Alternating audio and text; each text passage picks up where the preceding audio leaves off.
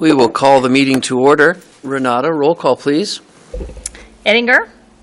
Evans. Here. McEvers. Here. Gookin. Here. Adams. Here. Miller. Here. We'll stand for the Pledge of Allegiance. Steve, if you'd lead us, please. I pledge allegiance to the flag of the United States of America and to the republic for which it stands, one nation under God, indivisible, with liberty and justice for all.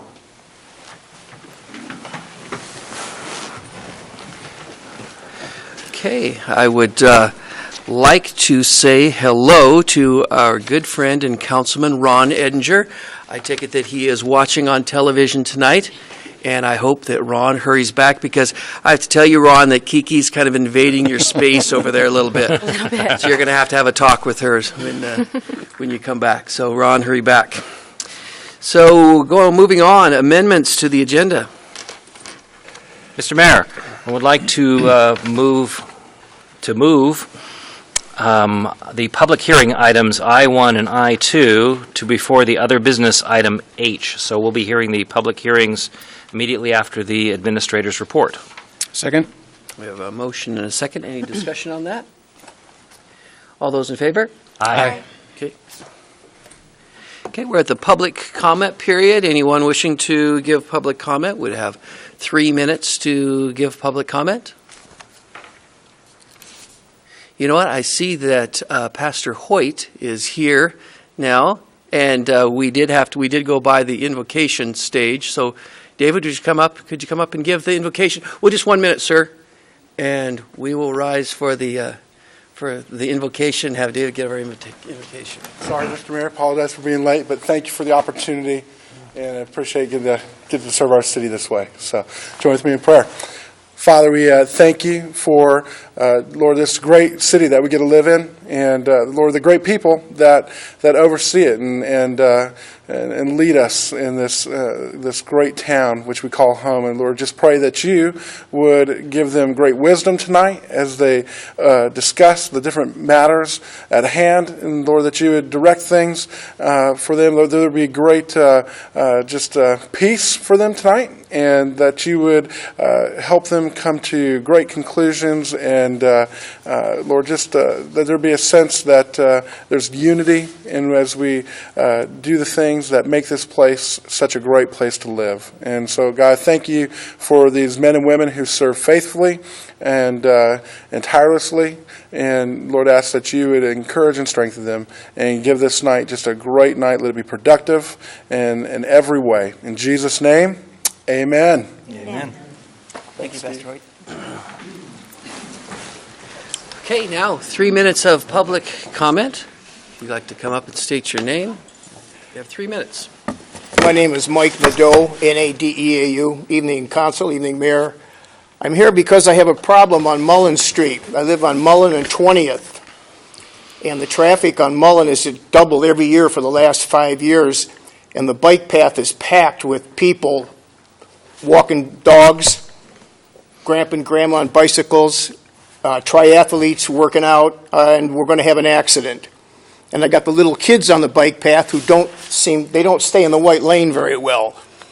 So I've got people going 40 and 50 in the 25-mile-an-hour zone. They don't pay any attention to the sign. They could care less.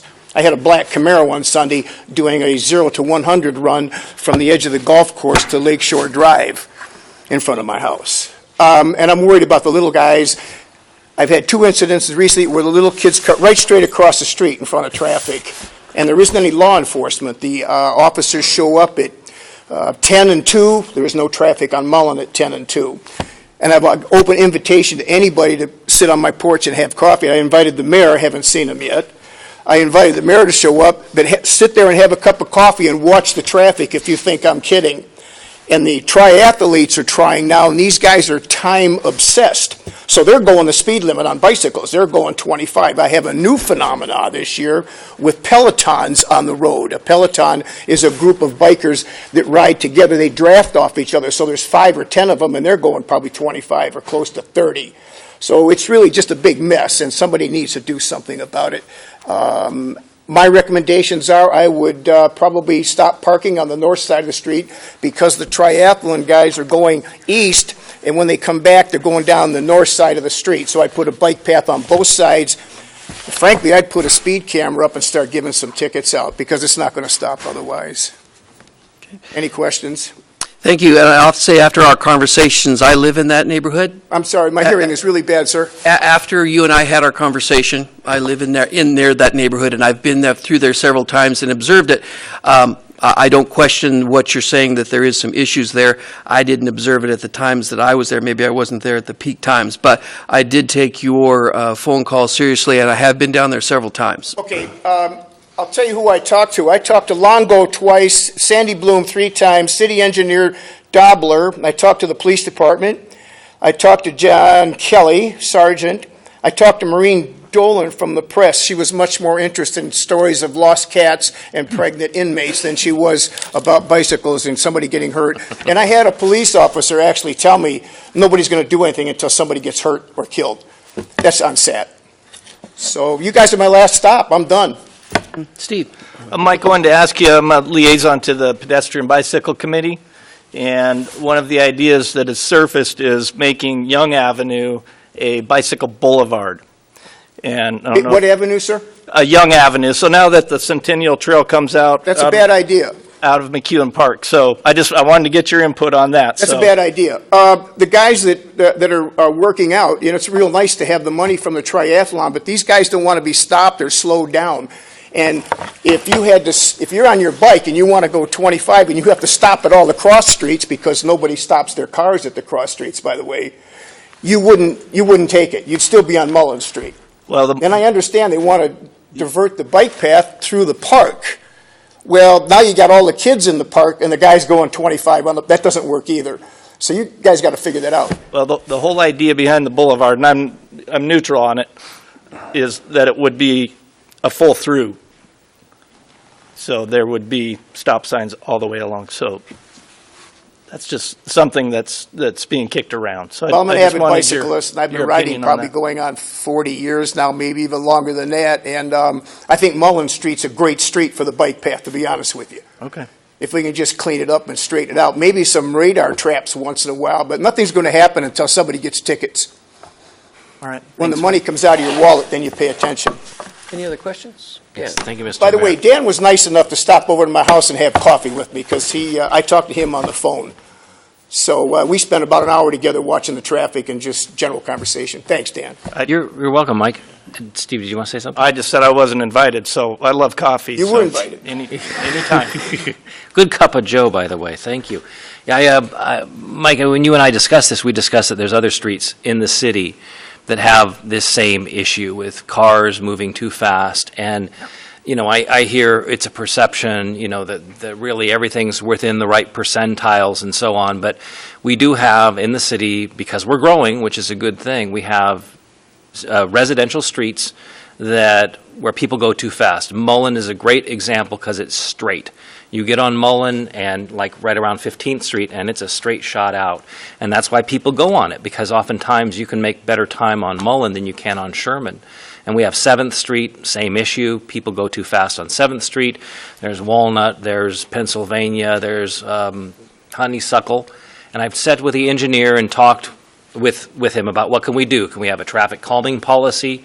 But the other side of that coin is also enforcement, which is what you mentioned, which is if we had the police out there writing tickets for people who went 5-10 miles an hour over the speed limit, it would hurt and word would get out and people would slow down. And when I sent the email out after our meeting, I did get a response from the police department, and they did say that they would be concentrating enforcement out there on Mullen to try to see what can be done. So hopefully you will see some kind of improvement over time with regards to the speeding. If not, call me back.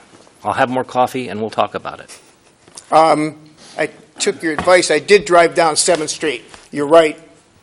It's too many speeders and too many bicyclists. The bike traffic has just increased dramatically, and we have grandpa and grandmas on bikes now we didn't have 5 years ago, triathletes, dog walkers, so it's really become a mess. That's the only solution I've got is make it larger.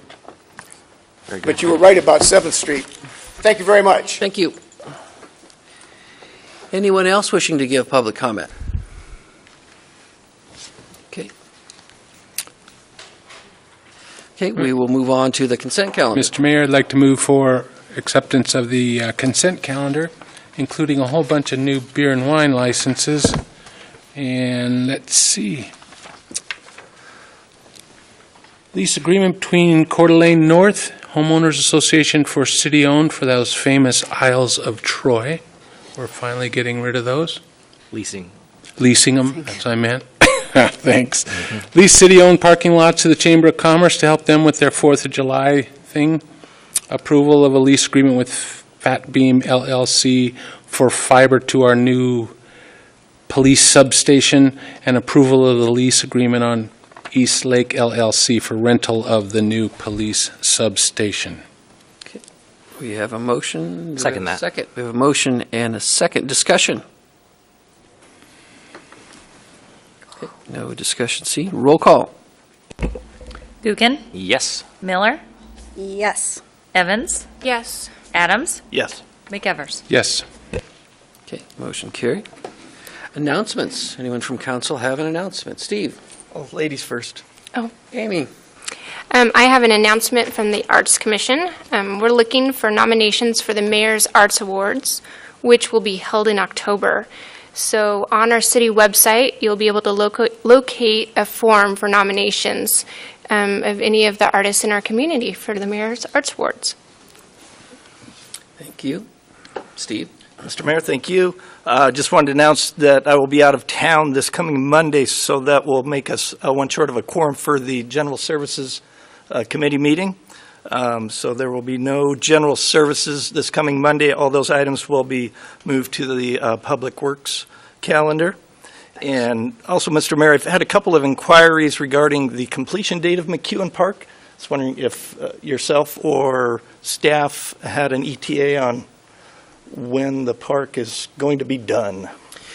Well, they're working on the final landscaping. Troy, could you give us, maybe in the administrator's report, you can give us an update on that. And also, Mr. Mayor, I had an inquiry about a full list of the names for the committee to select the police chief. I know we've got a couple of PD association members, a couple of fire association members. Is that top secret, or is that something that could be published? It's not top secret, never has been top secret. It's always, and I think that's been published before. Is it? Okay, Yeah. with the full names? Yeah. Okay. Yeah. All right. Well, I'll get with... We could, Keith, if you want to do another press release on that, listing all the names. Yeah, the city's released them, so I'll be happy to. Yeah, we okay, can do sorry that, I yeah. missed that. Yep. Thank you, Mr. Mayor. Dan? Thank you, Mr. Mayor. Yesterday, the city staff had a basketball tournament, a 3-on-3 tournament, and that was really fun. I think that, Troy, you're going to talk about that in more detail in the administrator's report. No, he's not. It was too painful to him. So there's a story there. Mr. Erickson will be publishing that on Thursday. And anyway, no, I was there. I do not play basketball, just to surprise you. And but I had a lot of fun because I was a scorekeeper and a timer on one of the games, and it was just really cool to see the city guys out there, a lot of city employees, and a few ringers, Mr. Gridley, and who actually won the tournament. But I did see the mayor there, and I saw Amy there, and the mayor actually had a team, and I just thought it was the coolest thing to see the mayor actually out there playing basketball and participating. And I thought your team did really well. The first team they were up against was the fire guys, our fire guys, and our fire guys work out like an hour every day. They're very buff, and so it was extremely unmatched, I thought. But you guys did really well. Actually, I think you scored more points against them than a lot of the other teams that went against them. So congratulations to that, and thank you for your participation. That was a lot of fun. No, it was a lot of fun, and we collected, I think that, Keith, we collected over 750 pounds of food that we donated to the food bank today, and we also had a donation to the United Way. So it was a great Excellent. function, hoping to have it every year and build on it for next year. But thanks. Very good. You're Thank you welcome. for your participation in that. Okay, any other? Woody? I've got one. Being the history buff that me and the mayor are, the museum, 1950s, is coming next week. Robert Singletary will be in this very room doing a 2-hour story about the 1950s in Coeur d'Alene, still before the freeway. as I remember. I wasn't here, but I read a lot, you know. So next Thursday, the 26th, from 7 to 9, come on down. It's free. He dresses up. It's really cool. And now we're getting into the years to where people are old enough that they have stories. You know, people lived here in the 50s. It was hard to find anybody at the turn of the century. They aren't here anymore. So now we're hearing more and more stories about that. So that's kind of fun. The other thing is, last meeting, I made a motion to bring forward a story and a discussion on hiring the city administrator. And I went into this big spiel and told you guys all how wonderful Troy is and how I think he's the main guy and that we probably shouldn't go outside and look around at it. Well, I'm withdrawing that motion today, and I'm hoping my second will agree. And I think it's just in the best interest of everybody just to let the system that's kind of started now is a open call for a city administrator, even though I still support Troy. And I'm just, if my second was, Amy, if you'll go along with that, I'd like to just put it to rest. Why don't you call me Kiki instead of Amy? Oh, It's okay. jeez. What happens when you get old? Something to That's look fine. forward to here. Too much Singletary time. Thanks, Woody. I seconded the motion because I feel that if any council members have something they feel needs to be said in public, they should be able to do that. And if you're good with withdraw, I'm great with it as well. All right. Thank you very much. That's all I have, Mayor. Okay. Anybody else have anything? I have an appointment of Tina Johnson to the Natural Open Space Committee, so I'd be looking for a motion for that. I'll move to appoint Tina Johnson to Natural Open Space Committee. I'll second that. We have a motion and a second. Any discussion on that? Okay, all those in favor? Aye. Okay, motion carried. Troy, Administrator's Report. Good evening, Mayor and Council. It's great when a community helps its others that are less fortunate out, and that was the United Way program last night. Your police chief and your finance director feel the pain from that particular evening because of those young basketball players that play significantly more than he and I. So if we aren't moving very rapidly, it's due to that great fundraiser last night. We picked the best day to do it this week. It was cool and was not raining. Let's talk about what's going on in our great community as we wind up this month of June. We've got a celebration coming forward. It is the 2030 Visioning Project, celebrating the completion of all the great ideas from our community. And it will be June 25th, a Wednesday. There will be music. It's from 5 to 8. It ties in with our Live After 5 event on the green space at 6th and Sherman. So we welcome our community to come out and have a good time and see all the work that was done. Yes, McEwen Park, it is under its finishing touches, Councilman Adams. The punch list is where we're at. I can, more specifically, after talking to the folks that are doing all the heavy lifting, give you a date. But I do know we are into the punch list phase, finishing up those pavers, hydro-seeded a week ago Friday. Mother Nature has provided lots of good moisture here lately. We're doing a couple of modifications to the tank that stores the water that we recycle and put back out on the turf. So we're doing those punch list tweak items. And this is another one we'd like to share with our community, that McEwen Park parking lot does have 3 pay stations in it. The first 2 hours are still free. There is no gate at your 3rd Street entrance, which is also an exit, and your 6th Street entrance, which is also an exit. So you must go to the pay station, even if you're going to be there less than 2 hours. You can tell this little machine that you're going to be there 2 hours or less, get the slip, go back to your car, put it on your dash, and you will not see any type of ticket. If you think you'll be there for 3 hours, it's $3. That's the same rates that it was a year ago, 2 years ago, 3 years ago. So those pay stations aren't as tall as I am, and we are working to identify them even better. But there's one as you drive in at the 3rd Street entrance. There's one to the stairs at 5th Street, and there's another machine at 6th Street. So we are changing it up and believe that ingress and egress to that parking lot will be much improved. This is one of our very own, one of 70 individuals in the entire state of Idaho. Assistant Water Superintendent Terry Pickle has completed his Class 4 water distribution test. He passed and is only one of 70 in the state of Idaho. Good job for our water department, good job for our constituents, and fabulous work on Terry's part. Colorful and creative artwork continues to pop up all over the city of Coeur d'Alene, and that's the Utility Box Beautification Project. The city's Arts Commission recently selected 18 new pieces of artwork created by 13 local artists that will soon be on display throughout our community. They'll appear on Appleway, 4th Street, all the way over to Riverstone. So far, year to date, in this 3-year project, we have over 35 utility boxes that have been wrapped with this material that is graffiti-proof. It has designs, it has photographs, we have illustrators that assist with this. This will take us to 53 throughout our community. Mayor and council and constituents, we have many cities across the United States that are calling, asking where we got the idea, how do we do it, and how are we finding funding to do that. Part of the funding comes from an ordinance written in 1999 that provides 1.33% of eligible capital improvement programs dedicated to public art. 1% goes towards new art, 0.33 goes to maintenance. The other revenue stream that helps pay for these costs, none of which are directly from property tax dollars to the city, would be the Lake City Development Corporation that contributes to art as well. Shirley Parker Reading Program. There is Mayor Widmeyer reading to the Sorensen Magnet School students last Thursday before giving each student a book. The only requirement is that they're asked to read to someone.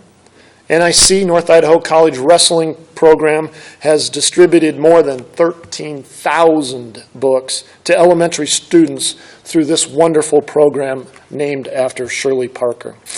This was started in 2002, and it is a partnership with Parker Toyota. It was named in honor of Doug Parker's wife, Shirley, who was a huge supporter of reading and wrestling. The program puts at least one book in the hands of every first grader in the Coeur d'Alene School District each year. Unfortunately, none of us get out of this process alive, but these are great memories from a longtime faithful police department volunteer coordinator, Wally Connolly. He passed away this past weekend at the age of 92. He started volunteering with the city of Coeur d'Alene in 1995 and continued until he reached age 90. I've had police chiefs call and share with me that they knew when Wally was going to be late for his volunteer position because he called in to let the chief know that he was running a little bit late. He was named Hayden Veteran of the Year in 2009. Wally, you will be missed. We have an opportunity through a communication piece that the city just launched, thanks to our communications coordinator, called Municipal Milestones. It's a monthly e-newsletter covering city news and events, employees, departments at work, and other timely information. First one kicked out on Tuesday, June 10th. We look to do another one in July. It will be emailed out, so there's no significant cost for any postage. And if you would like, click on that website and you can find it at the city's webpage. When the weather changes from the rain that we're now receiving, we will continue to kick up the painting program, the striping program, and the crosswalk painting program. Again, there's 1,800 of those crosswalks and arrows to be done. You have 120 miles of center line to be done. So that crew is ready to go. We need Mother Nature to help us out at this time. There is your own Sid Fredrickson, Superintendent of the Wastewater Utility Department, receiving high honors from the Coeur d'Alene Chamber of Commerce Education Committee for its outstanding commitment to education.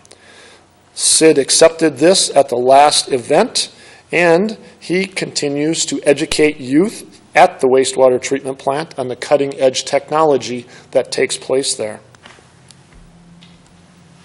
Volunteers needed for summer camp. If you are able to volunteer, please call and assist us. We're looking for volunteers Monday through Friday, 9 to 3, and you don't have to do every day of the week.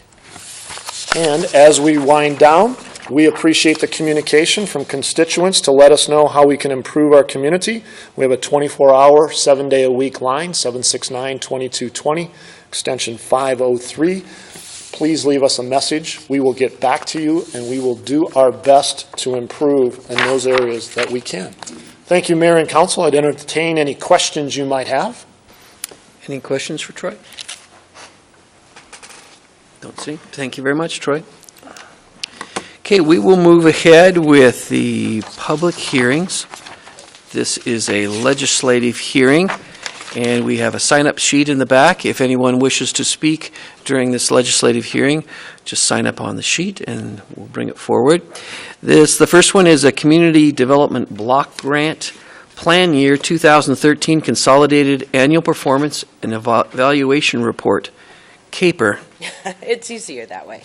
So Sherry Wastweed, Grant Administrator from Panhandle Area Council, is here to give the presentation. Hello, Mayor, Council. Thank you for having me back.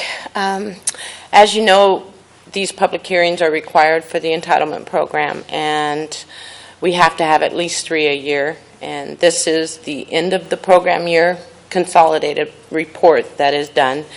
It's all ready to be turned in to HUD. I just need to present it to you and to the public and move forward from there. I know there's been some questions. There's been some questions regarding the grant that the city of Post Falls is going for, and the city of Coeur d'Alene, being an entitlement city, is no longer eligible for those state CDBG funds. You guys get your money directly, and so I just wanted to address that. So, oh, come on.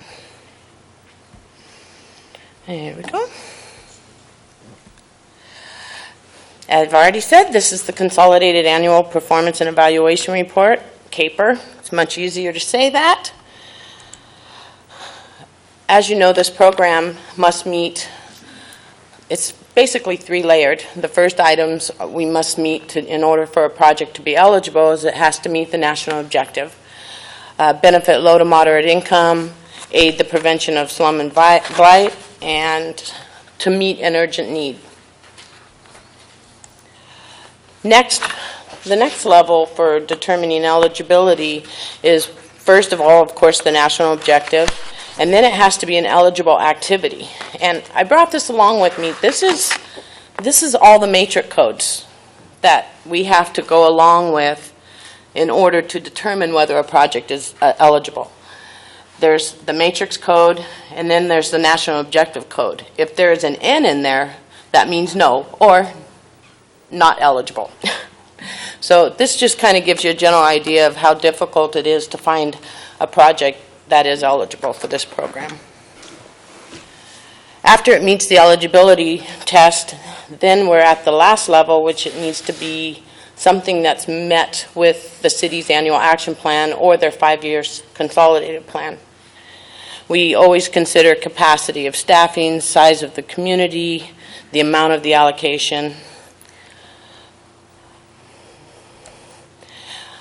These are the 6 consolidated plan goals that we're still on. The consolidated plan is good until the end of program year 2017. At that time, we're going to have to redo the consolidated plan and have another 5-year consolidated plan. At that time, we could add more goals if the desire is there.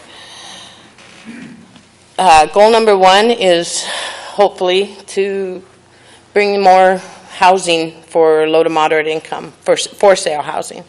Goal number 2 is to supply the rental housing for the low to moderate income. Goal number 3 is to improve the city's sidewalks. Goal number 4 is the neighborhood revitalization or the emergency minor repair and accessibility program. Goal number 5 is expanding for economic development, and goal number 6 is public service. Public service grants, too, I want to mention, they have a 15% cap. So if we do a public service, we are, say for 2013, we were limited to $44,000 for a project if it's a public service project. Habitat for Humanity. This was supposed to be the last year of the Habitat for Humanity project. However, that fourth home, they do not have an eligible client for that home yet. And they're currently looking at options regarding that home. It's a small 2-bedroom home. And one of the options that they're approaching is selling it with a LMI deed restriction. So if you know anybody who needs a 2-bedroom home, contact Habitat for Humanity. This is our one old project that is still open because we can't get somebody in that 2-bedroom house. Habitat for Humanity's, like the next 4 or 5 people that are on their list have 3 children or more. So they cannot use this 2-bedroom home. So that's something for everybody to think about. Goal number 2, we finished paying the city back for the Homestead Avenue 7 LMI unit apartment complex. This is being managed by St. Vincent de Paul. It is fully occupied and the project has been closed. This started back in 2010 and we are now completely paid back for that one. Sidewalks. First off, I want to let you know your city street crew is phenomenal. They do a very good job with the sidewalks. We originally had planned for 2013 to do Harrison Avenue from Government Way to 15th Street. We instead did Harrison South from Government Way to 7th Street, and then they moved some of the funding over to Foster Avenue to continue a project that had already began there. And we'll finish Harrison with some funding that we still have, and that will be done this summer. I have some before pictures. This was Harrison Avenue, and if you look at the top left, that is between 6th and 7th Street, and it was just a pathway.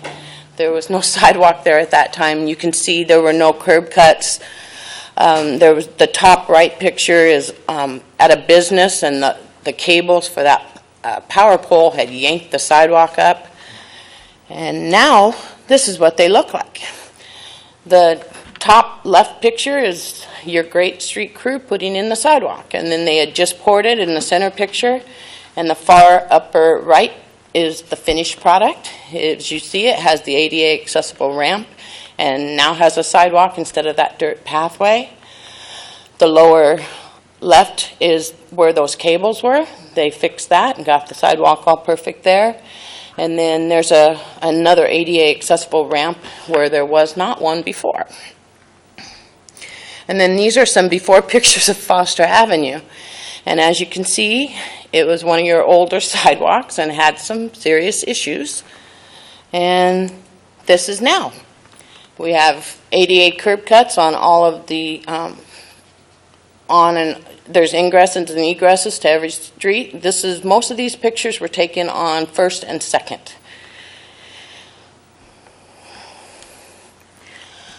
Neighborhood revitalization, the very popular emergency minor home repair program.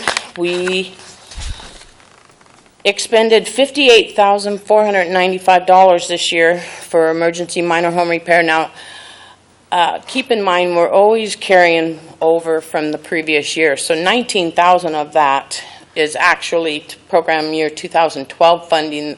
The projects weren't completed until this program year. So they always carry forward. We did complete 24 projects total, and there's enough funds left in 2013 to do 4 more projects. And as soon as the weather helps out a little bit, those 4 projects will be completed. This is a very popular program. This is one of them. The bottom left-hand picture, you can see that dark spot at the top. That is mold. It's black mold inside of a lady's house. And the top right picture is that same exact spot, now all pretty. They tore that entire room out and replaced all of the drywall, and they fixed, she had a leak on her, one of her exhaust pipes in the roof of her house had a leak, and it was all the water was coming down in there and creating that. This is our usual furnaces, hot water heaters. We do a lot of roofs. It's hard to give before and after pictures of roofs because I don't have a way to get up there most of the time, so I can't necessarily do those. But the bulk of our projects are hot water heaters, furnaces, roofs, electrical systems. Goal number 5 is expanding higher paying jobs, and we continue to look for it. The city continues to look for partnerships. We're going to do it. We will get there.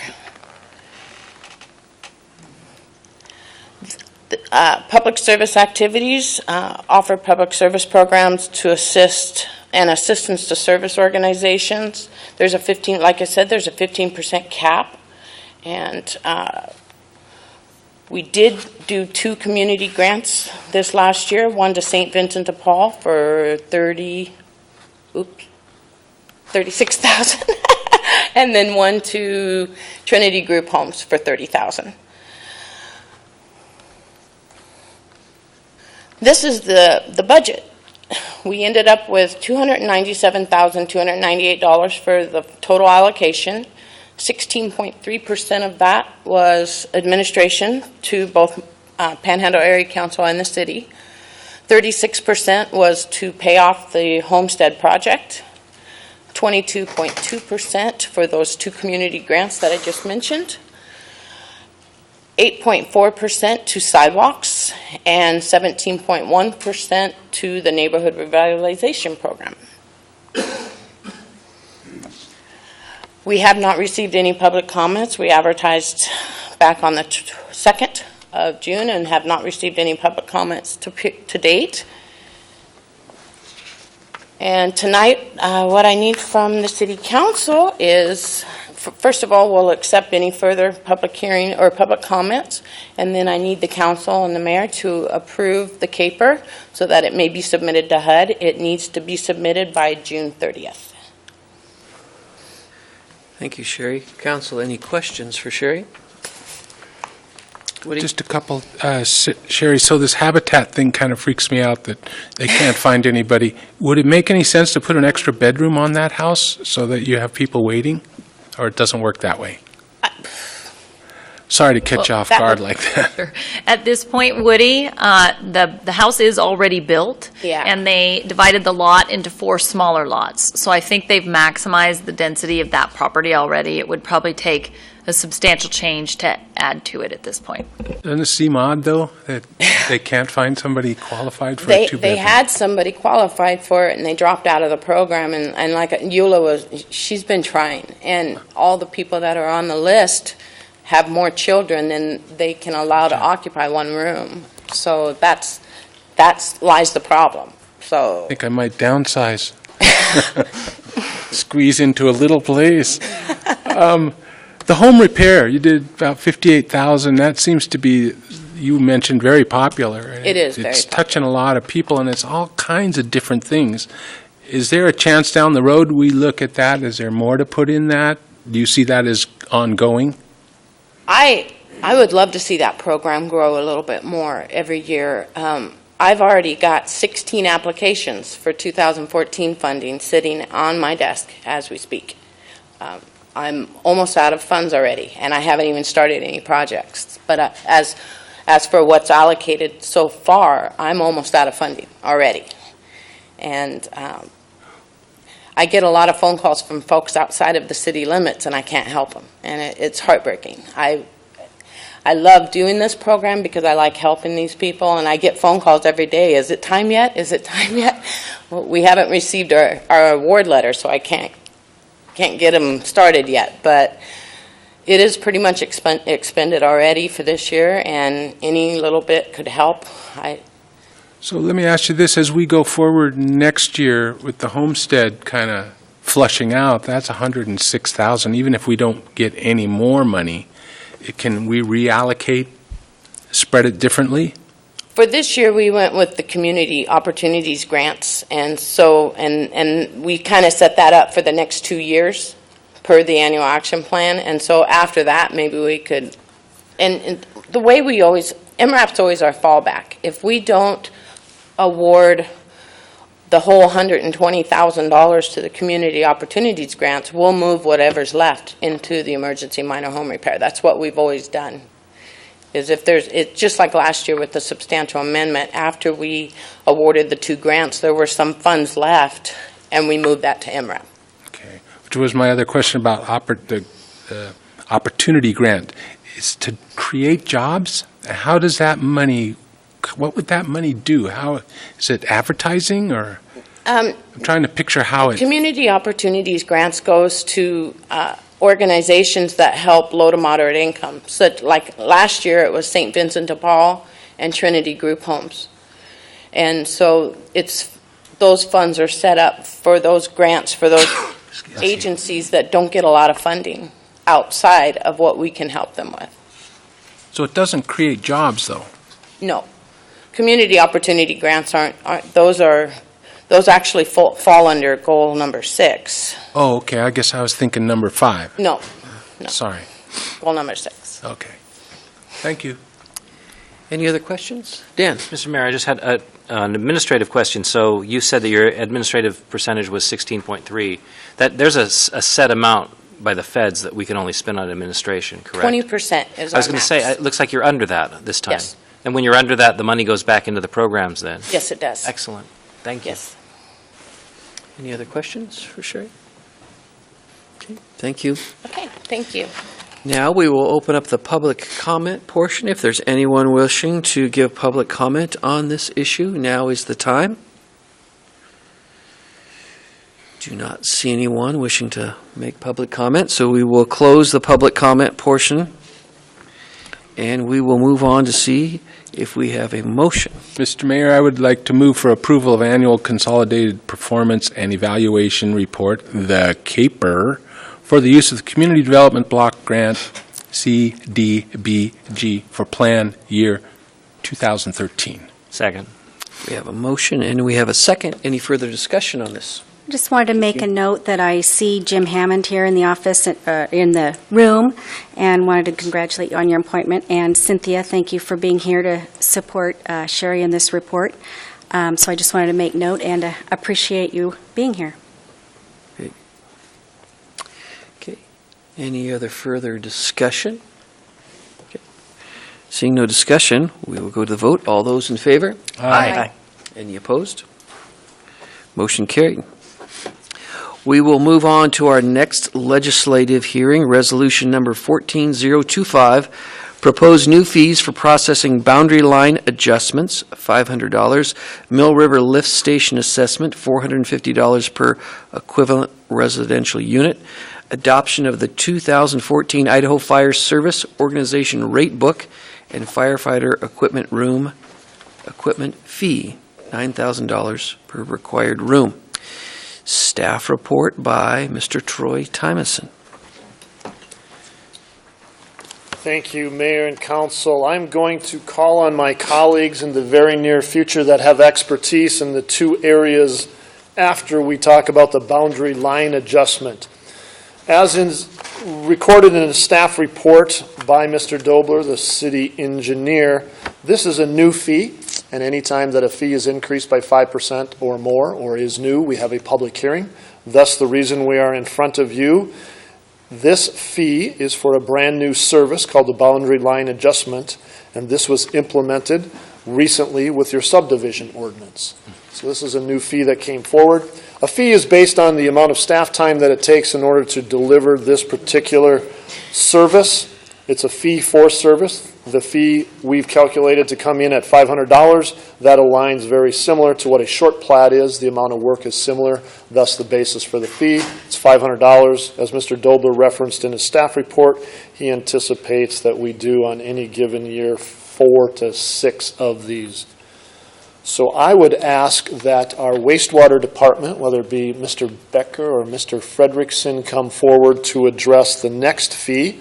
This is the one that precipitated our opportunity to talk about fees. And they're pointing to Mike, the lucky recipient. So I can take a couple minutes to talk as he progresses up here and tell you that this has been good work. We've got a good engineering firm that has helped us with this fee. It's looking into the future, and it's one of those situations that costs keep coming in. We've been able to break this down to a basin-specific area, and Mike is proceeding up here nicely to take over. Thank you, Troy. You bet. Good evening, Mr. Mayor, Council. Mill River Lift Station surcharge fee. A staff report was written. What is it? It's basically going to cover the costs of increased capacity to the pump station. Why do we need it? 30 years ago, the Mill River sewer service area, nobody would ever guess there'd be all these multifamily units. 10 years ago, we started to entertain subdivisions, out there, and we looked at it from an R8 standpoint, density. 5 years ago, holy cow, here comes all these subdivisions and these multifamilies. What does that mean? We've actually jumped in density out there to somewhere in the neighborhood of 17 ERUs per acre. Naturally, there's going to be increased wastewater flows. The Mill River pump station wasn't designed for all this additional flows out there. We inquired the services of JUB to take a look at the big picture. What if we went with 17 ERUs out there? And what would we find out? JUB completed an addendum, Appendix J, to the original master plan report, which clearly shows that, yes, we have an increased density out there. Potentially, the Mill River service area can reach a neighborhood of 2,800 ERUs. This is approximately 858 additional ERUs above what was originally planned for out in that area. As of August 2013, when we initially did this study, there were 594 connections that are already connected up to the Mill River Lift Station area. This leaves a balance of 2,200 ERUs. JUB looked at what kind of upgrades would we need there out at the pump station, the lift station, Mill River Lift Station, and tabularized it, and we come up to roughly about just under $1 million, $989,000. When we divide that out with the remaining ERUs that potentially can connect up and discharge into this lift station, it comes to a total of $450. So we present a $450 surcharge fee for additional growth that's going to be coming into this Mill River Lift Station service area. Essentially, the city has taken a stance that growth pays for growth. We looked at this from 2 points of view. 1, annexations. 2, actual building permits. We concluded that we could best serve that area by looking at both building permits and annexations.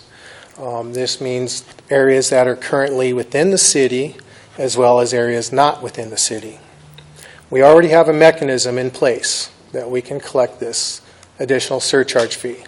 We are presently doing it for anywhere west of Atlas, east of Hutter, south of Prairie, north of the Interstate 90 area. Presently, we are charging $500 for a Hutter surcharge fee. This ultimately will help pay for the Hutter interceptor line that will transport all the wastewater, convey it south down into this lift station's area. Presently, we do have a 3-pipe siphon that will help convey that to the next adjacent sewer shed. So, with that being said, we are coming to council asking council to consider acceptance and adoption of a plan that will enable the surcharge fee to be collected, set up in an account, so at a later date when these upgrades are going to be required, we have a mechanism in place to help pay for that capital. With that said, I will entertain any questions. Any questions? Woody? Quick one, Mike. We're on Public Works, so we've been kind of staying abreast of it. With all this flow, all these flushes coming, this does have no impact, all the projections won't impact your capacity at the plant. Is that correct?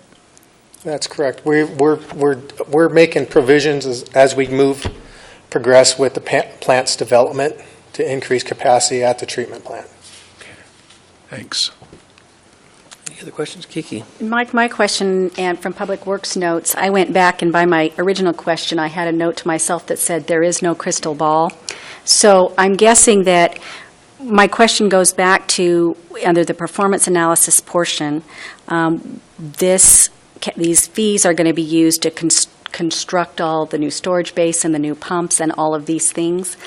Is this cap fee going to keep up with the capacity of replacement of all these plus addition of all these? Replacement is actually done through O&M. Okay. Capital improvements is basically going to front additional capacity upgrades. In this case, for this scenario, where we would require our best guess using 17 ERUs per acre. This is what we would need to provide the level of service that will limit the city's liability of any kind of sewer spillage or increased maintenances from having equipment that's has a lower capacity. To answer your question in short, yes, this surcharge fee will cover these costs as long as we stay within these parameters. If we start increasing, let's just arbitrarily say we come in with something with a higher usage out there, we'll have to present this information again to our consultant, throw all these numbers into the software, see what it spits out, and make a determination from there. Is it something that we can live with, that with the existing capacity out there? Are there other alternatives that we can do? Or in this case, if another industry comes in that increases the density to greater than 17 yards, what portion would they have to cover for the additional costs to even increase the pump station greater than what we have here? We'll stay on that one. That answer your question? Okay. Any other questions? Okay, thank you, Mike. Thank you.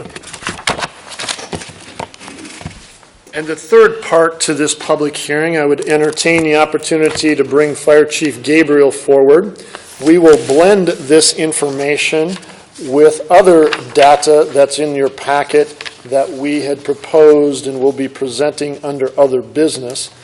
Again, what an opportunity as a community grows to have the vision to fund those fees in order to pay for those services. And this is another good example of looking into the future. Chief Gabriel? Thank you. Fair Council, good evening. We have two things on this particular item, and they're both pretty important to us, and we're very glad to have the ability to bring them forward.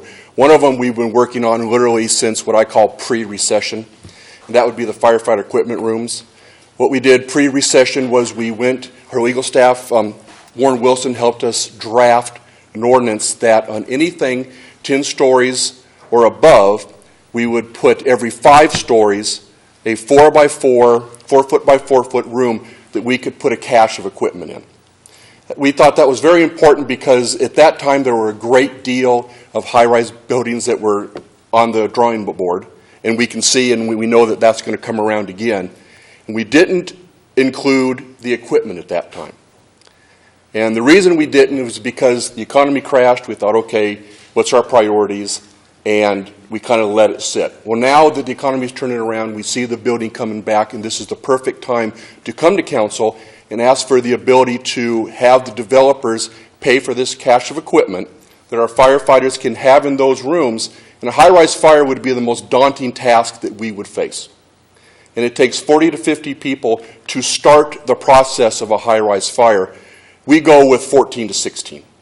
So we're looking for ways that we could help ease the burden on those first group of folks that go up to combat those fires, because we need to get them there quick and get what we call a knockdown on the fire. Putting those equipment rooms every 5 stories we thought was a great way to do that. And when we first started this, anytime we come to council and say we are thinking about a $9,000 fee for developers, we want to make sure we get buy-in from the group that's going to pay this. And we did go to NIBCA and we did get unanimous approval for the amount of money that we're going to put into these rooms. So that is the first part of this equation, Troy. Questions now or when we're done? Either way. Will of the council. Questions on this topic? Amy? I have a question. Does that fee cover any replacement of the equipment as it ages, as it goes through a fire? Or? Great question. In conversation with Troy and Warren, we decided probably the most palatable way to do this is if we did break it, we would fix it. Because it'd be very difficult down the road to go to a developer or a manager of a building and say, you know, we just broke a piece of hose, we burned a hole in a piece of hose for $100, and then the task of getting that paid for would be difficult. So we decided that we would maintain all that ourselves. And my question was along the same lines. Is it possible to, or have you considered the inspection process and the labor that it would take to do that, to inspect these rooms, which I assume have to be you have to take a look at them pretty regularly to make sure that things are the way you left them? That's a great point, and we have to make sure that they are in good working order. And we would inspect those rooms once a month, and they could be done one of 2 ways. The first way is we have an inspection staff that's in those buildings quite a bit, and our inspectors could go take the time to make sure everything's the way we need it to be. And the second way would be our engine companies in those areas could come down, and that's a very positive way to do it as well, because we always want the engine companies in the buildings. So if something's changed or there's an issue, the engine companies can go in and look at them as well. So one of 2 ways in which we would take care of that. Any other questions? Okay, no questions on that topic. Okay. Part B. And number 2 is we're asking for the council to adopt the Idaho Fire Service Organization Rate Book. In a nutshell, what this is a standard fee for what we could charge folks that might want to use our equipment and our personnel for events, for floods, for hazardous materials incidents.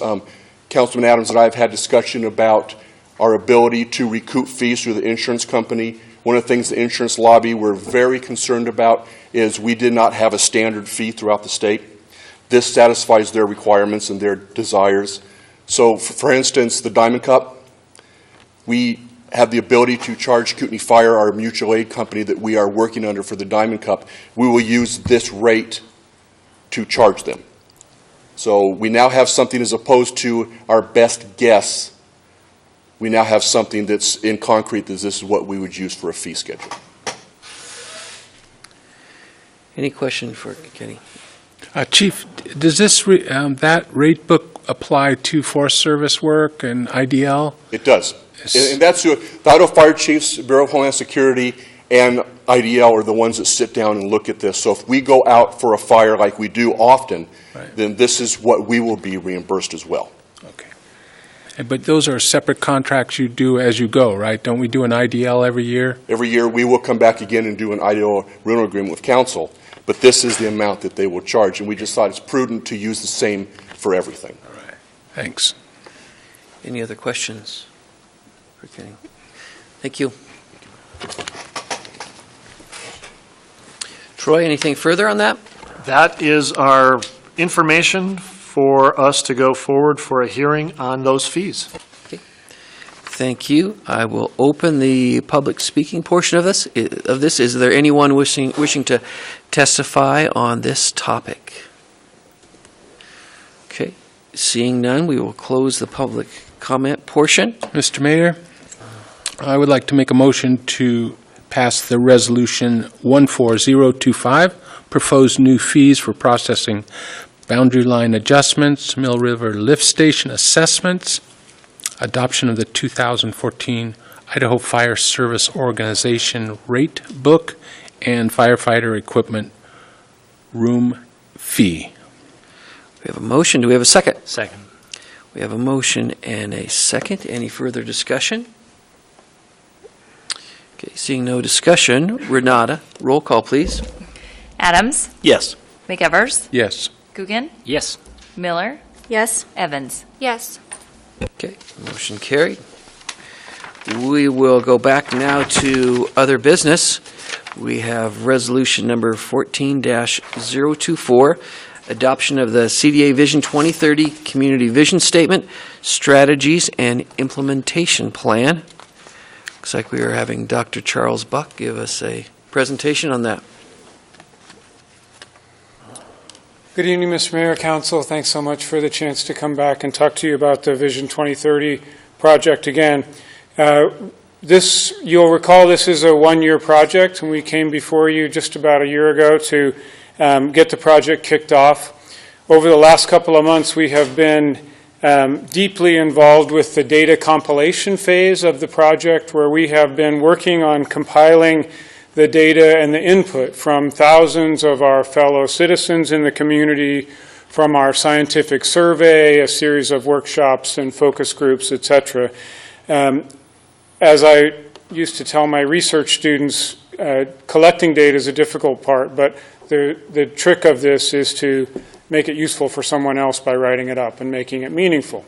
And that's where we are right now. We're trying to create the deliverables that I've talked to you about before on a number of occasions from this project that will make all of this community data available and useful to you and to others in the community, to our nonprofit organizations, to our service organizations, to businessmen, to everyday citizens as they plan for their own future in their own communities. So, as you may recall, our two deliverables include a vision booklet, which will outline the overarching vision for Coeur d'Alene 2030, as well as a vision in each of the 6 thematic areas that we have focused on over the last year. That vision pamphlet is now virtually complete and will be available for all of us to review on June 25th. You heard already about the celebration, which is taking place on June 25th. We'll have the vision booklets available there for all of the community to enjoy and to pick up. And just so you don't have to look at my big ears, I'll go ahead and put that invitation back up for you all and remind you about our celebration.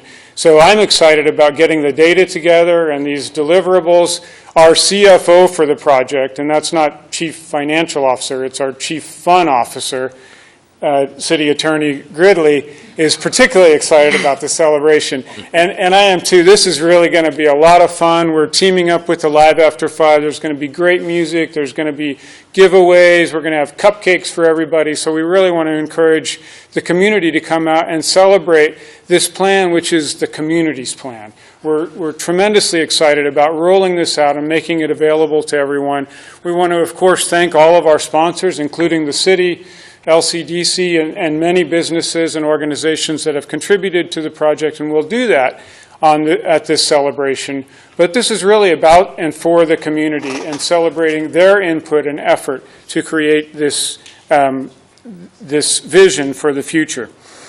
It's particularly gratifying now as we're putting this together and composing the next deliverable, which will be the implementation plan that I've discussed with you before, that many of the actions that our community has called for over the last year have already witnessed an assembly of individuals that have come together and taken those actions on and are actively involved in moving those forward.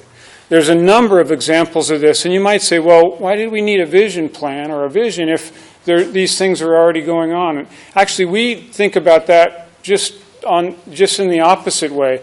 The fact that the community has reached out and said, this is something that we need, and then we see members of the community taking these actions on, really says to us and validates that activity. It says, yeah, this is what the community wants, and so these ongoing activities really are important and are justified by virtue of the call from the community to make that happen.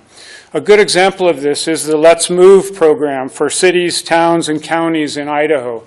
I'd like to request that you, in the near future, put on your schedule an opportunity to hear about this program, which is being administered out of the Panhandle Health District by Kim Young there. She's going to ask you to come before you and ask you to buy into this Let's Move program, which is a national program to combat obesity. I'm not sure if it was meant to be a slight at all, but there was a suggestion earlier that while your basketball skills are particularly good, Mr. Mayor, there may be some members of the community that are even more buff than you are. And this Let's Move program will enable you and council to participate in an activity program, healthy eating and activity to combat obesity. And so you'll be hearing more about that. That's a project that's underway already. We've also seen, for example, already support to secure funding for the Four Corners project and for connecting bike trails in the Four Corners project. You all know that this discussion is ongoing. There's been a number of community gatherings and input around this project. It's another great example of the broadest community, the thousands of us saying this is something that we would like to see for Coeur d'Alene 2030 in the future, and that activity is already going on, I think is a great tribute to your leadership and to the vision in this city. We're also seeing, as you all know, a tremendous flurry of activity around bringing understanding, awareness, and training for technology, information technology, computer science, robotics, and for economic development and business development in these sectors. Many groups coming together to try to move that forward, and this is part and parcel of the recommendations in our vision implementation plan that you'll see very soon. So I've talked about the vision booklet that will be available next week. The implementation plan is in the final stages of preparation, and that will be issued both in hard copy and online next month, sometime next month. So we're just finalizing that now. That's the particularly important deliverable because that's where the action is, and that's where we identify the partners and the timelines under which those actions will be undertaken. And we are now reaching out to each of those partners, making sure that they understand fully what the actions are, that they're willing to lead that action, and to understand what the appropriate timeline is to include in our implementation plan. I'd like to just take a quick minute to point out a couple of people that have been particularly instrumental in getting us this far and bringing this project along on this condensed 12-month timeline, and they're both sitting in the audience. Our project manager, Nicole Kaler, has really tirelessly worked on this project throughout the last year.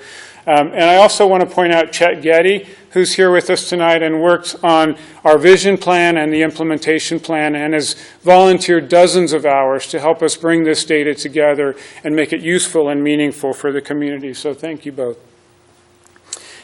So just to get to the point about the plan, we've identified about 185 actions in these 6 thematic areas. These are addressing any of 36 strategies in our 6 thematic areas. So of those 185 actions, 78 have been identified as for the city to be the lead partner for those actions. You can see that this vision for the city indeed involves the city and your attention and efforts moving forward to 2030. In the context of that 40% or so of the actions that have been identified and called out that the community is looking to achieve by 2030, that the city can lead, I'd like to ask you formally to adopt the resolution to adopt the Coeur d'Alene 2030 vision plan and implementation plan for our city moving forward. I really appreciate your support thus far. We're excited about not what's happened so far this year, but what's to come in the next 15 years as we steadily progress towards this vision that's now been articulated. Thanks again for your support, and I'd be happy to take any questions. Yeah, I wanted to echo Charles's statement in thanking Nicole and Chet. They put in a lot of time and effort. It's been a year-long process. I wanted to thank you, Dr. Buck, and also thank Steve Wilson from the Chamber. A lot of time and effort put into this, as well as the Chief Fund Officer, Mike Gridley for all the work that he has put into this. Really, a lot of cities work on putting together strategic plans, and they pay a lot of money to put together a strategic plan. We have a lot of pieces of our strategic plan that has been done in this process. And so it's been a year-long effort. A lot of time has been put into it, and we really appreciate and look forward to the implementation plan. So anyone have questions for Dr. Buck? Woody? I just have a comment. You know, Charles, I've watched you do this for a lot of times now, and your enthusiasm sort of keeps carrying this between bouncing off a mic over there. You're good at this. I guess you have that education side of you, but you're very thorough, and it makes a slow thinker like me, it helps me a lot. And I have done I have taken the test, as I call it, a test. You 20 minutes, and then you kind of keep going, and you get caught up in it. But I thank you for all you guys have done, and using the college, and all the smart kids that you got over there, too. Yeah, thanks. It's been a lot of fun, and it is energizing. I mean, it's great to be a part of the community and to work on defining where we'll be going. It's really been fascinating, and I think we've all enjoyed it from the project management team a great deal. Okay. Any other questions? Thank you. So I guess we're looking for a motion. I'll make it. Resolution to pass Resolution 14024, adoption of the Coeur d'Alene Vision 2030 Community Vision Statements, Strategies, and Implementation Plan. Second. Okay, we have a motion and a second. Any further discussion? Steve? Mr. Mayor, well, I hate to be the downer on this, but I think it's important to point out a few things. I oppose this from its conception, just from the standpoint that I don't think it falls within the realm of the parameters of the proper role of government. My research most recently has been cursory, so forgive me. However, it does prove that there definitely is an ideology behind these visioning projects, and it's a globalist ideology. Forgive me. It stems from Agenda 21, which was signed by President H.W. Bush at the UN meeting in 1992. That led to President Clinton's signing of the President's Council on Sustainable Development. And that led to ICLEI, which ICLEI is the International Council for Economic Local Initiatives. There's been a lot of communities that have joined ICLEI and then found out that these types of things, and this is my main objection, is that these types of things lead to property rights restrictions. So it's really using government for social engineering. So I just encourage the council and the community to not take my word for it. Do your own research. Look into these things. I think there's components that are good, as Charles brought up. But again, there is mention of the sustainable development components, green building, recycling, which may or may not be something that would benefit the community. But if it's going to lead to property rights restrictions, then I would object to it. So thank you for your time. Thank you, Mr. Mayor. Steve, when you talk about property rights restriction, Can you give us some more detail on what that would be? Yeah, again, probably the main thing would be with the sustainable development and the green building.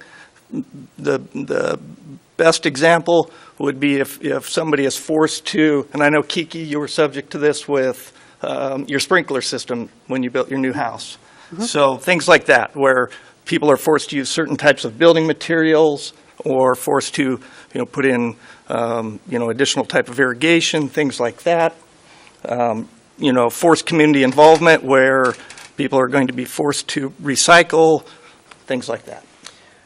But 2030 is not going to force anyone to do anything. It would be a vote of the council that would require any Correct. of this. So, And so it's not actually, it's not exactly the visioning process. It would be this body that would force any restrictions, not 2030. No, I understand that. However, the project would initiate these types of things. But anybody could initiate it, something like that. But it's this body would be deciding it, No, right? I understand that. And that's why I just encourage everybody to educate their own selves, and we proceed with caution. Okay. Dan? Thank you, Mr. Mayor. I just wanted to point out special appreciation and thanks to Mr. Gridley for piloting things, championing this, and pushing the rope, as it were. I mean, so many times, I know that it was very frustrating for you because it was all this volunteer stuff, but I think you did a super job, and I just wanted to, I was going to say this at the Public Works meeting, but I thought I'd say it here on council and on television and everything, that I appreciate the work that you put into this, and I know that lots of tireless hours from you, too, not only the other people who are mentioned, but you were kind of the spark plug that ignited this thing, so I do appreciate that. Well, gosh, thanks, Dan. The only comment I would say is that whatever I did paled in comparison to all the volunteers, all the people that stepped up and filled out the surveys and answered the phone calls, and Nicole and others. They put a lot of time in, and this really is, it's not our work, it's the community's ideas, opinions, thoughts that we're trying to capture, as Charles mentioned, and bring it to the public, try and organize it. So hopefully it will go forward and lead to a bright future. That's our tagline. Thank you. Any other discussion? I just wanted to make one point of clarity, and I did ask this question, I believe, in committee, that the adoption of this resolution doesn't in any way guarantee the funding of any of the project or guarantee that there isn't any commitment to any of these identified leaderships. I'm just clarifying that we're adopting a resolution. We're not guaranteeing a funding mechanism for it. So I just want to put that out there. Okay. Any further discussion? Okay. No further discussion. Roll call, Renata. Miller? Yes. Evans? Yes. Adams? No. McEvers? Yes. Gookin? Yes. Okay. Motion carried. We will now move on to the authorization to apply for a COPS grant for 3 police officers. Chief Clark.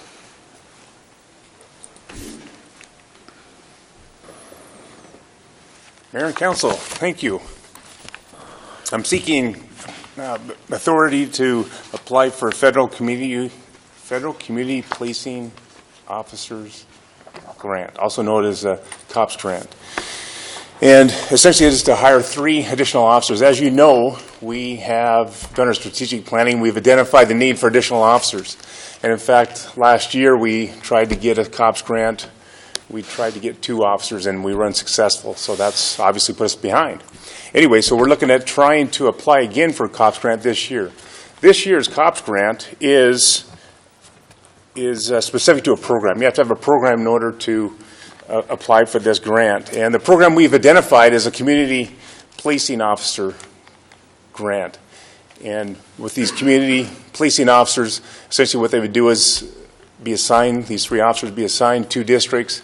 They would partnering with those districts, with the businesses, with the neighborhoods, and basically be a liaison and keep track of what's going on in their community.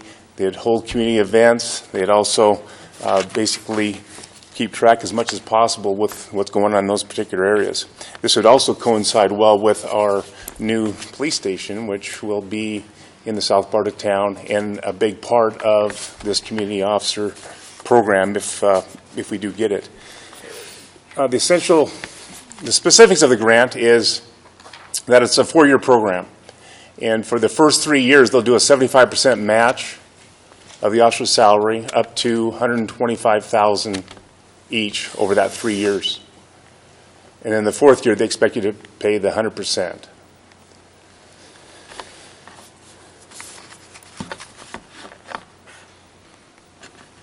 So at this time, the grant is due next week on the 23rd, so we're looking at essentially getting approval in order to apply for that grant at this time.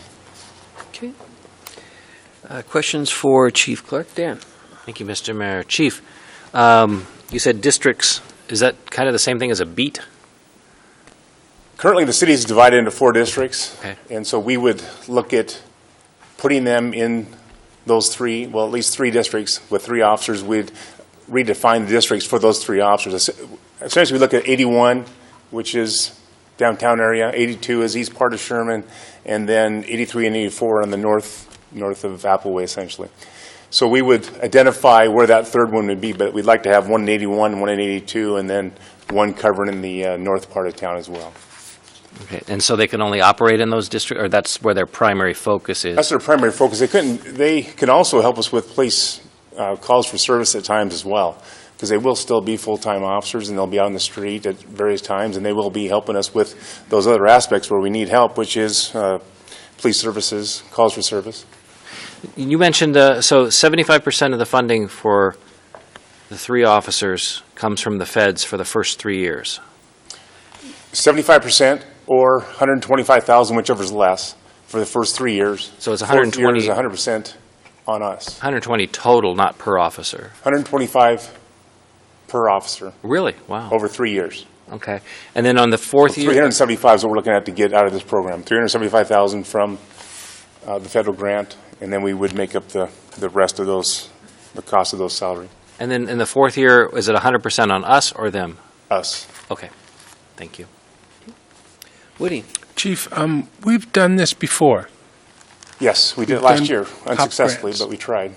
So each time it comes around, is it as specific as this, saying you have to put them here, put them there? No, this is, last year we just tried for actual officers, so it just depends on what the federal government wants to have in place as a plan for community policing. Many times, and in the past, we've had awarded to us just officers themselves. In other words, to help put basically boots on the street. This particular year, though, on this COPS grant specifically, it asks for a specific program. So that's why we've identified this Community Service Officers Program in order to meet their requirements and hopefully be able to obtain the grant. So let me ask you one other question along that line. So these are new hires that fill these positions? Yeah, they have to be, you can't supplant them. They have to be the new officers, so they're additional FTEs for our budget. Okay, got it. Thanks. Any other questions for Chief Clark? Anything else? Okay. Thank you. Mr. Mayor? Yes. I would like to move for authorization to apply for the COPS grant for 3 police officers. Second. We have a motion and a second. Any further discussion? Mr. Mayor, just thinking out loud, pondering this, my main concern would just be the prudence of obligating ourselves to, something that we may or may not be able to sustain in that 4th year. So, I guess what's missing is how are we going to do that? So we get these grants, their strings are attached, and we're obligated, down the road without, doesn't look like a real clear plan. Let's just go for the grant and then go from there. So that would be my main objection.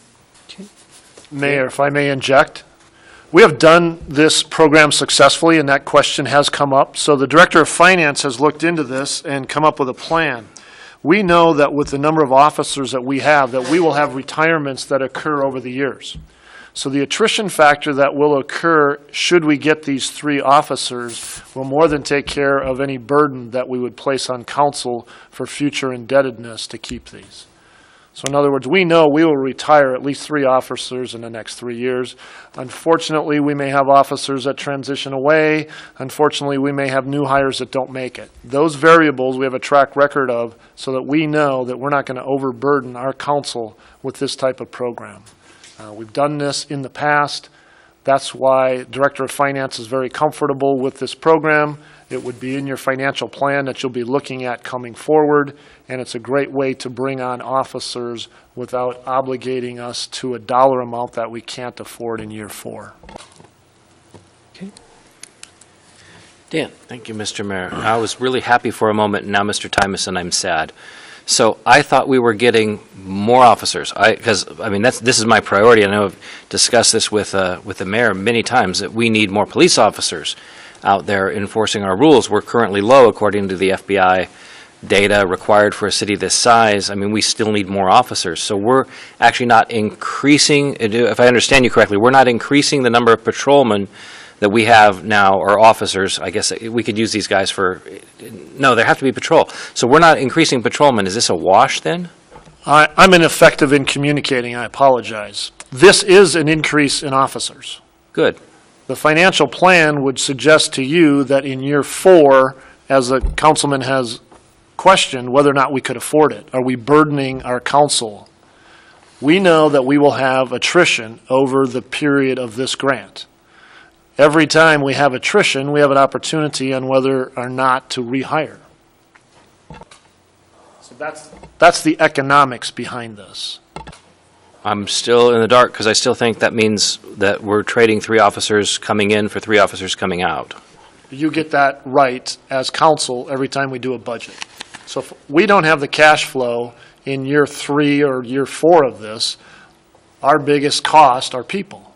We always have to look at that. You will have that opportunity to determine whether it comes out of police, fire, or finance. So what I'm sharing with you is that you're not burdening yourself in year 4 because we will have people that will have left the department. Our goal is to grow this, and that's what we've done in the past. But we don't have every position filled at any one given time, and so you're not burdening yourself in year 4. Chief, we're getting more officers, right? Yes. Yeah, thank you. Troy, could I just ask this? So when we talk about that we would have attrition, we would have retirements over that period, it could very well be a restructuring. If we're adding 3 patrol officers now, the retirements occur at the upper end in the administrative ranks. It's the administrative ranks that we could restructure that, keeping more patrol officers on. So I think that's your concern, Dan. You want more patrol officers on the streets. Oh, yeah. This could very well accomplish that with some administrative retirements. So it would be a restructuring at that Okay, point. so you're not talking a patrolman being retired. Okay, all right, thank you. That was, I think, my confusion was because I was looking at it going 3 in, 3 out, where do we go? But yeah, okay, so we did an administrative thing. And I'm reading the 3 out are going to be higher end, Okay, good. retiring All long right. time. So it's a budget item that's going to come to us with a number of officers attached to it. And hopefully we have the growth and everything else so that the impact in 4 years will be, mitigated by that. That would be my hope. But I love this. I want to see more officers out there. I hope we get this grant. I know that I've had concerns expressed to me from citizens about keeping the officers in the districts. In fact, it would be the Northeast District that I would just suggest, because I've gotten requests from people we never see a cop up here. Well, geez, I hope, when we implement this and we get the extra guys hired, that I don't get those calls anymore. That would be great. So you're back to being happy now? I am happy again. That's what we're here to do? Okay, so any further discussion on this?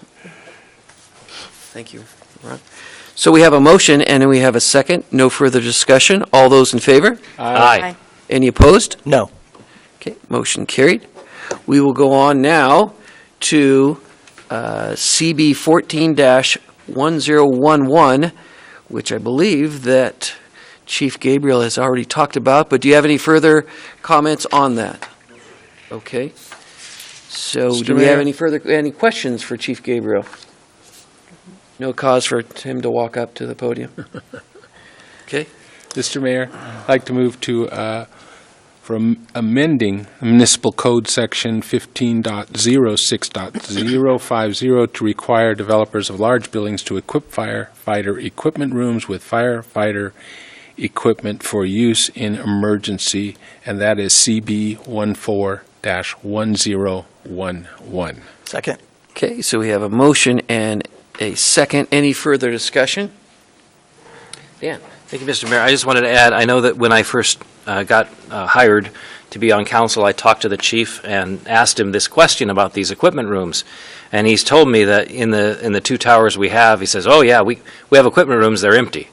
And I'm like, well, what can we do to get those equipment rooms filled? And he told us to hang on and be patient, and now we're getting them filled, and I think that's awesome. So anything to help the guys out, and especially, I know I ask you those questions all the time when it comes to budgeting things, and I even asked you on the new ladder truck you're talking about with a new bond, how high is it going to go? Are we going to be able to get in these buildings? So I do appreciate your efforts on getting this done, and I think this is a great idea, and just thank you. Thank you. Mm-hmm. Any other discussion? No other discussion? What I'd like to do is to ask Renata to read the title. Thank you. This is Council Bill 14-1011, an ordinance amending the municipal code of the City of Coeur d'Alene, Kootenai County, Idaho, amending Section 15.06.050 to require developers of large buildings to equip firefighter equipment rooms with firefighting equipment for use in emergencies, providing repeal of conflicting ordinances, providing severability, and providing for the publication of a summary and providing an effective date. Okay, roll call. Evans? Yes. Adams? Yes. McEvers? Yes. Miller? Yes. Kukin? Yes. Move to suspend the rules? Second. Okay, so we have a motion and a second to suspend the rules. Any discussion? Roll call.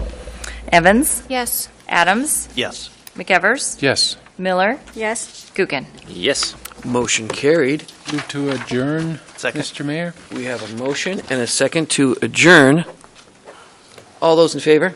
Aye. Motion carried. Meeting is adjourned.